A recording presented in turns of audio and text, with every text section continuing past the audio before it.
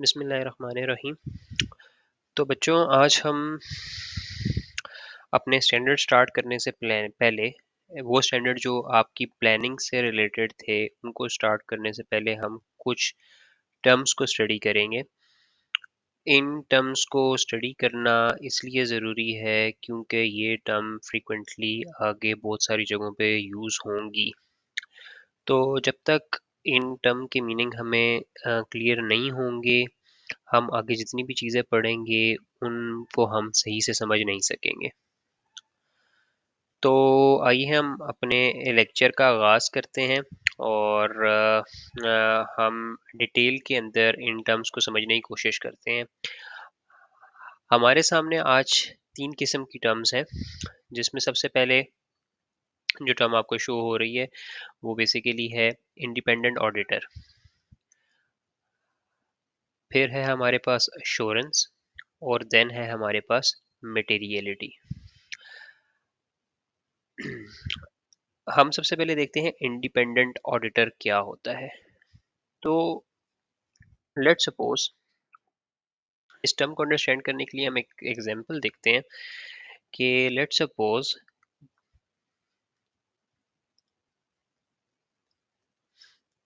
हमारे पास एक कंपनी है ABC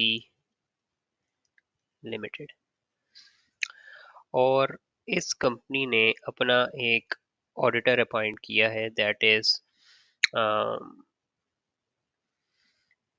EY। EY जो है वो इसका क्या है, ऑडिटर है। जो एंगेजमेंट पार्टनर है, एंगेजमेंट पार्टनर एंगेजमेंट पार्टनर कौन होता है? जो किसी भी स्पेसिफिक कंपनी का ऑडिट देख रहा है या जो उस एंगेजमेंट के ऊपर उस एंगेजमेंट को बेसिकली परफॉर्म कर रहा होता है, वो बेसिकली क्या कहलाता है? एंगेजमेंट पार्टनर कहलाता है। जो एंगेजमेंट पार्टनर है उसका नाम है मिस्टर अली, ठीक है। और जो ABC लिमिटेड कंपनी है, इस कंपनी की जो CFO है वो कौन है? वो मिस्टर अली की वाइफ है, मिसेस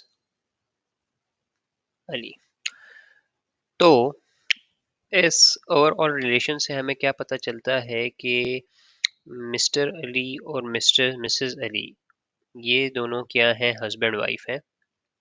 और हस्बैंड वाइफ होने की वजह से क्या होगा कि मिसेस अली जो है वो मिस्टर अली के डिसीजंस को इम्पेक्ट कर सकती है। वो क्या कर सकती है? मिस्टर अली के डिसीजंस को इन्फ्लुएंस कर सकती है, चेंज कर सकती है। इसका क्या मतलब हुआ? इसका मतलब ये हुआ कि मिस्टर अली के जो डिसीजन है वो इंडिपेंडेंट नहीं होंगे। वो जो डिसीजन लेगा उसके ऊपर कोई ना कोई इम्पेक्ट आएगा उसकी वाइफ का। क्यों? क्योंकि उसकी वाइफ CFO है उस कंपनी में जिसका मिस्टर अली ऑडिट कर रहे हैं। इसी एग्जाम्पल को थोड़ा सा चेंज करते हैं। चेंज हम इस तरह करते हैं कि सेम यही सिनेरियो है और ABC लिमिटेड कंपनी है, इसका ऑडिटर EY है और मिस्टर अली जो है वो इसका एंगेजमेंट पार्टनर है। मिसेस अली जो है वो वहाँ पे CFO है। मिस्टर अली को क्या हुआ कि ड्यूरिंग द ऑडिट उसने आइडेंटिफाई किया, उसकी जो टीम है उसने एक आइडेंटिफाई किया, फ्रॉड आइडेंटिफाई कर लिया। उसने फ्रॉड आइडेंटिफाई किया या सपोज कर लो उसने कोई मटेरियल मिसस्टेटमेंट आइडेंटिफाई कर ली, कोई मिसस्टेटमेंट आइडेंटिफाई कर ली। और मिसेस अली को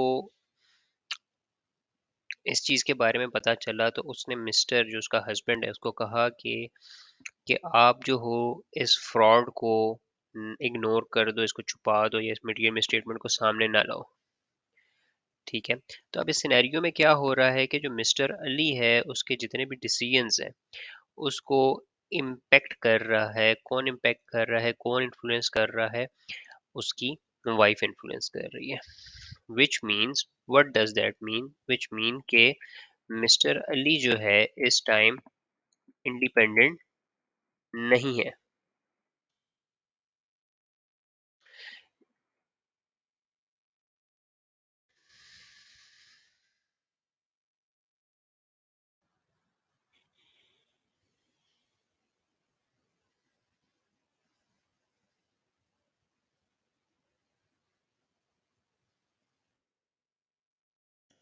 इसका क्या मतलब हुआ कि जो मिस्टर अली है, मिस्टर अली जो है वो इंडिपेंडेंट नहीं है, वो इंडिपेंडेंटली अपने डिसीजंस को नहीं ले पा रहा है।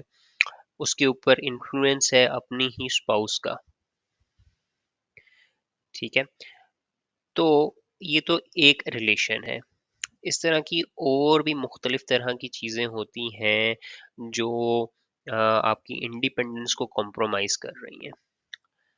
ठीक है, तो यहाँ से हमें किस चीज़ की अंडरस्टैंडिंग हम यहाँ से किस चीज़ की अंडरस्टैंडिंग ले रहे हैं? हम इस चीज़ को अंडरस्टैंड कर रहे हैं कि जो भी ऑडिटर है, वो हमेशा क्या होना चाहिए?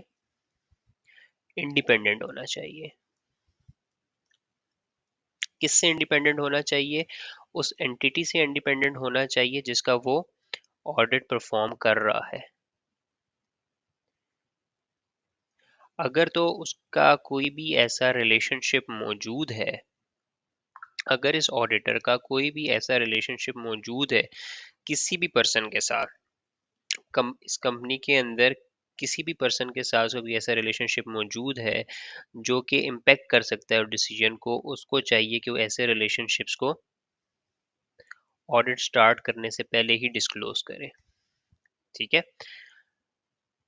तो यहाँ से हमें ये चीज़ क्लियर हो रही है, ये जो भी आपका ऑडिटर होना चाहिए वो इंडिपेंडेंट होना चाहिए। किससे इंडिपेंडेंट होना चाहिए? एंटिटी से इंडिपेंडेंट होना चाहिए जिसका वो ऑडिट कर रहा है। ठीक हो गया, तो यहाँ से हमारी पहली टर्म क्लियर होती है कि जो आपका ऑडिटर है वो इंडिपेंडेंट होना चाहिए। और इंडिपेंडेंट होने के लिए क्या चीज़ ज़रूरी है? इंडिपेंडेंट होने के साथ साथ उसके लिए क्या ज़रूरी है कि वो एथिकल रिक्वायरमेंट के साथ कंप्लाई करे, कंप्लायंस शो करे एथिकल रिक्वायरमेंट के साथ। एथिकल रिक्वायरमेंट्स क्या हैं, इसको हम स्टडी करेंगे लेटर इन डिटेल के एथिकल रिक्वायरमेंट्स क्या होती हैं। ठीक हो गया, जो हमारी नेक्स्ट टर्म है वो है एश्योरेंस। एश्योरेंस क्या होती है, इस चीज़ को हम अभी डिटेल में स्टडी करते हैं। अच्छा जी, हमने जब हमारा पहला लेक्चर था उसमें हमने ये स्टडी किया था कि जो आपका शेयर होल्डर है, जो आपका शेयर होल्डर होता है वो कंपनी को क्या प्रोवाइड करता है? कैपिटल प्रोवाइड करता है। किसको? कंपनी को।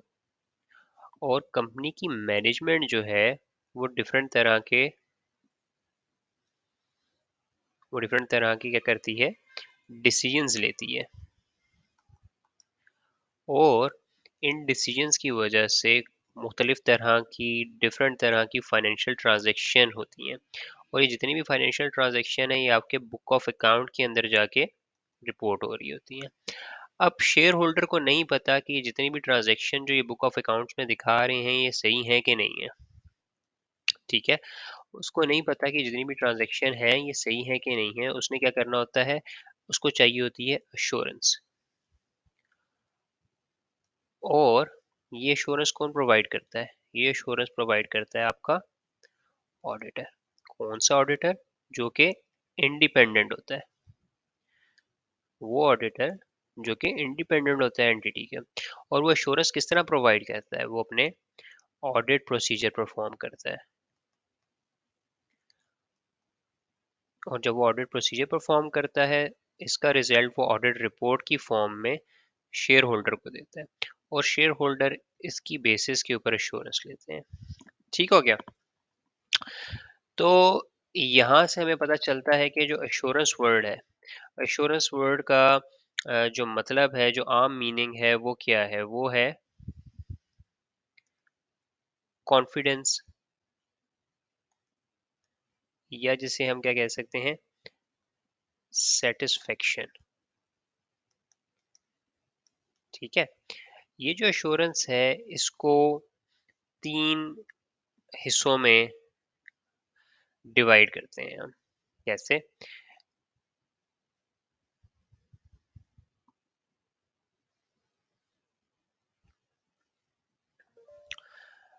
जो अश्योरेंस का सबसे टॉप लेवल है, जिसे कहते हैं 100% अश्योरेंस लेना, 100% सेटिस्फेक्शन लेना, जिसे हम क्या कहते हैं, एब्सोल्यूट अश्योरेंस। क्या कहते हैं? Absolute assurance. इसका क्या मतलब होता है?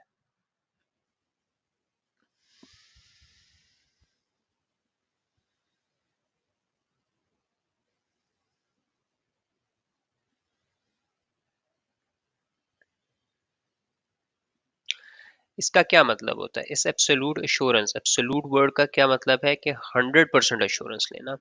100% अश्योरेंस लेने के लिए क्या ज़रूरी है कि जो ऑडिटर है,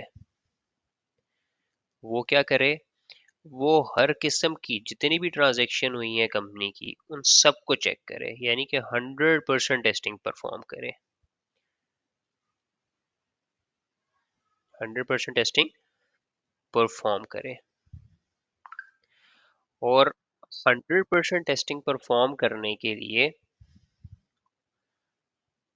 और 100% टेस्टिंग परफॉर्म करने के लिए ऑडिटर को क्या चाहिए होगा? ऑडिटर को चाहिए होता है टाइम, ऑडिटर को चाहिए होता है रिसोर्सेज। ठीक है, जो कि एक बिल्कुल इम्पॉसिबल है। क्यों इम्पॉसिबल है? क्योंकि जो भी आपका एनुअल ऑडिट या स्टैट्यूटरी ऑडिट हो रहा होता है, वो एक लिमिटेड टाइम के अंदर पूरा करना होता है, उसकी एक टाइट डेडलाइन होती है और उस डेडलाइन को आपने अचीव करना होता है। तो 100% टेस्टिंग परफॉर्म करना तो ऑडिटर के लिए इम्पॉसिबल सी बात है। इसलिए जो ऑडिटर जब ऑडिट परफॉर्म करता है, तब वो 100% या एब्सोल्यूट एश्योरेंस नहीं देता। ठीक है, वो क्या देता है? वो लिमिटेड, वो सॉरी, वो रीजनेबल एश्योरेंस देता है। वो कौन सी एश्योरेंस देता है? रीजनेबल।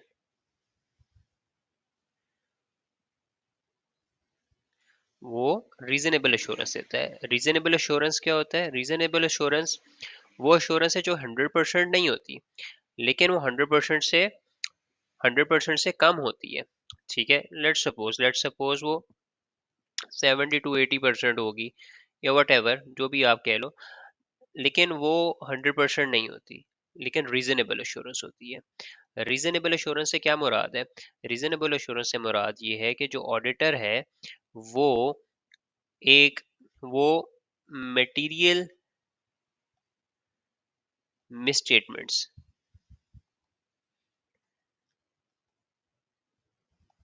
ठीक है, उनको आइडेंटिफाई करता है और एश्योरेंस देता है। कौन सी मिसस्टेटमेंट्स? Material misstatements. मटेरियल से क्या मुराद है? हर वो चीज मटेरियल है, ठीक है, जो कि शेयर होल्डर के डिसीजन को इम्पेक्ट कर रही है, जो कि शेयर होल्डर्स के डिसीजंस को इम्पेक्ट करती है, वो मटेरियल होती है। ठीक हो गया? अब अब हमने देखना है कौन सी चीजें शेयर होल्डर के डिसीजन को इम्पेक्ट कर रही हैं। तो जब भी एक ऑडिटर ऑडिट परफॉर्म कर रहा होता है, तो वो उस ऑडिट के लिए एक मटेरियलिटी डिफाइन करता है। हम इस चीज को भी इन लेटर फ्यूचर स्टडी करेंगे कि मटेरियलिटी किस तरह निकलती है, लेकिन अभी तक के लिए सिर्फ इतना याद रखें कि जो रीजनेबल एश्योरेंस है, उसको लेने के लिए, उसको ऑब्टेन करने के लिए ऑडिटर क्या करता है? ऑडिटर इस चीज़ को इंश्योर करता है कि जो आपकी फाइनेंशियल स्टेटमेंट है, उसके अंदर किसी किस्म की मटेरियल मिसस्टेटमेंट ना हो। आपका, लेट सपोज, आपका ऑडिटर ने डिफाइन किया है कि जो आपकी 1 मिलियन की अमाउंट है, वो मटेरियल है। इससे नीचे जितनी भी ट्रांजैक्शन होंगी, वो ऑडिटर के लिए इमटेरियल होंगी। और ऑडिटर अपने जितने भी प्रोसीजर परफॉर्म करेगा, वो इस मटेरियलिटी को जहन में रखते हुए करेगा। जितने भी प्रोसीजर, जितना भी सैंपल सेलेक्ट करेगा, इस मटेरियलिटी को जहन में रखते हुए सैंपल सेलेक्ट करेगा। वो 100% सैम्पलिंग परफॉर्म नहीं कर रहा होता, या 100% टेस्टिंग परफॉर्म नहीं कर रहा होता। तो ऑडिटर जो है वो रीजनेबल एश्योरेंस देता है। किसके ऊपर रीजनेबल एश्योरेंस देता है? कि फाइनेंशियल स्टेटमेंट जो है वो फ्री हैं, किससे? मटेरियल मिसस्टेटमेंट से। तो हमने देखा कि 2 तरह के लेवल हैं एश्योरेंस के, एक होता है एब्सोल्यूट लेवल ऑफ एश्योरेंस, एक होता है reasonable level of assurance. Absolute level of assurance क्या होता है? एब्सोल्यूट लेवल ऑफ एश्योरेंस होता है 100%, 100% लेवल, यानी कि ऑडिटर जो है वो 100% टेस्टिंग परफॉर्म कर रहा हो। लेकिन हमने ये देखा कि कुछ लिमिटेशंस होती हैं जिसकी वजह से ऑडिटर 100% टेस्टिंग परफॉर्म नहीं कर सकता, जिसमें सबसे पहले टाइम है और सेकंड वन इज़ रिसोर्सेज़। तो ऑडिटर जो है वो किस किस्म की जब भी ऑडिट परफॉर्म करता है तो वो कौन सी एश्योरेंस ले रहा होता है? वो रीजनेबल एश्योरेंस ले रहा होता है। रीजनेबल एश्योरेंस से मुराद क्या है? रीजनेबल एश्योरेंस से मुराद ये होती है कि ऑडिटर जो है वो इस चीज़ को इंश्योर करता है कि जो फाइनेंशियल स्टेटमेंट है उसमें किसी किस्म की मटेरियल मिसस्टेटमेंट ना हो। ठीक है। उसके बाद एक थर्ड लेवल आता है एश्योरेंस का, जिसको हम कहते हैं लिमिटेड एश्योरेंस, या इसका दूसरा नाम होता है नेगेटिव एश्योरेंस।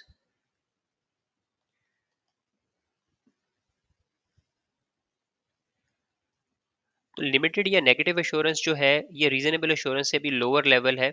सपोज कर लो, लेट सपोज 40 to 50% और वट एवर इसको परसेंटेज दो, लेकिन ये लेवल ऑफ एश्योरेंस जो है वो रीजनेबल एश्योरेंस से भी कम होता है। ऑडिट जब आप परफॉर्म करते हो, आपके पास कौन सी एश्योरेंस आती है? आपके पास रीजनेबल एश्योरेंस आती है। लेकिन ऑडिट की तरह ही एक असाइनमेंट होती है जिसे हम कहते हैं रिव्यू की असाइनमेंट, जिसको हम बाद में लेटर स्टडी करेंगे। ठीक है। रिव्यू की असाइनमेंट होती है। वो क्या होता है, कैसे होता है? जब हम अपने स्टैंडर्ड्स को कवर कर लेंगे ऑडिट से रिलेटेड, हम रिव्यू की तरफ जब मूव करेंगे, तब मैं आपको बताऊंगा कि रिव्यू की असाइनमेंट्स क्या होती हैं। तो अभी सिंपल याद रखो कि जो ऑडिट है वो रीजनेबल एश्योरेंस प्रोवाइड करता है, रिव्यू जो है वो लिमिटेड एश्योरेंस प्रोवाइड करता है। ठीक है। और ऑडिटर कभी भी एब्सोल्यूट एश्योरेंस प्रोवाइड नहीं कर सकता। क्यों नहीं कर सकता? Due to limitations. What kind of limitation? Limitation of time, limitation of resources.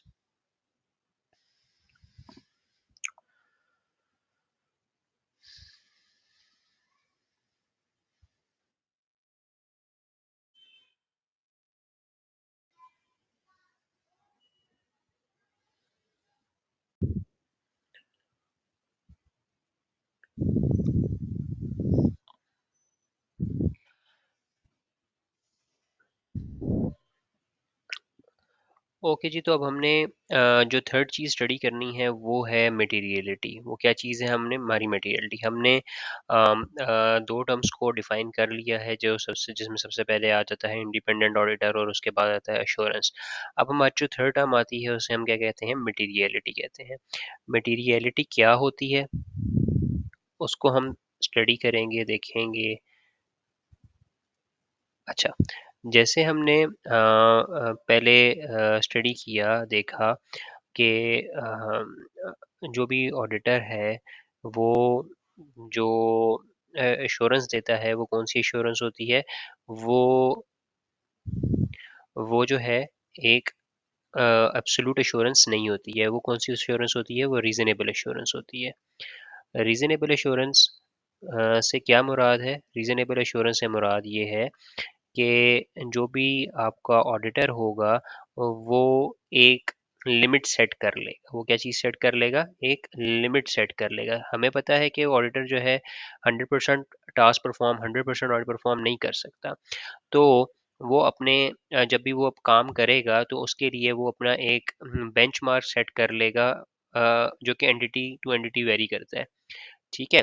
और उस बेंचमार्क को क्या कहते हैं? मटेरियलिटी कहते हैं।